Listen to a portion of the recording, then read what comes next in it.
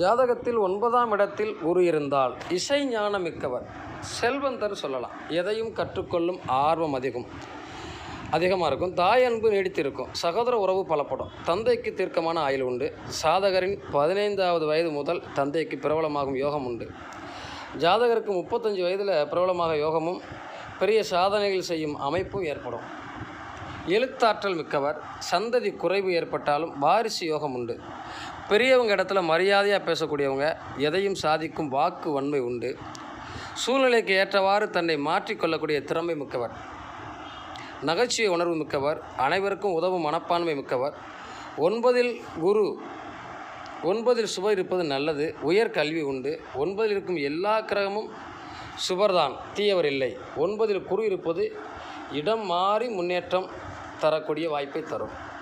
வெளியூரில் தான் வருமானம் வரும். வாடிக்கையாளர்கள் பார்க்க வெளியூர் தான்